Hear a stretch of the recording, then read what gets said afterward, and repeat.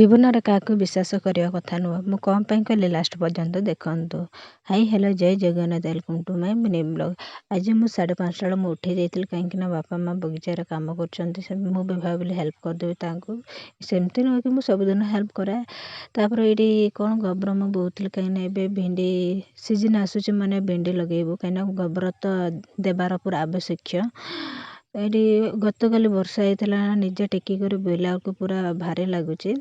ଏଠି ଯେତେ ବଡ଼ ପଡ଼ିଆଟା ଆପଣ ଦେଖୁଛନ୍ତି, ସବୁଆଡ଼େ ଭେଣ୍ଡି ଲଗା ହେଇଛି। ତାପରେ ଏଇଠି ଆସିକରି ମୁଁ ଟିକେ ଖାଇ ଦେଇଥିଲି। ତା ସନ୍ଧ୍ୟାବେଳୁ ଟିକେ ବଳଦ ଚରେଇବା ପାଇଁ ମୁଁ ପଳେଇ ଆସିଥିଲି। ମୁଁ କହୁଥିଲି ନା, ଜୀବନରେ କାହାକୁ ଏତେ ବିଶ୍ୱାସ କରିବା କଥା ନୁହଁ। କ'ଣ ପାଇଁ ନା, ଯାହାକୁ ତୁମେ ଅଧିକ ବିଶ୍ୱାସ କରୁଥିବ, ସବୁକିଛି ଭାବୁଥିବ, ସେ ଅଧିକ ତୁମକୁ କଷ୍ଟ ଦେବ। ସେଥିପାଇଁ କାହାକୁ ବି ବିଶ୍ୱାସ କରିବା କଥା ନୁହଁ। ନିଜ ଉପରେ ଭରସା ବିଶ୍ୱାସ ନିର୍ଭର କରିଲେ ସବୁ ଭଲ। ସେଥିପାଇଁ ଭିଡ଼ିଓଟା ଭଲ ଲାଗିଲା ଲାଇକ୍ ଆଉ ସବସ୍କ୍ରାଇବ୍ କରିଦେବ। ବାଏ।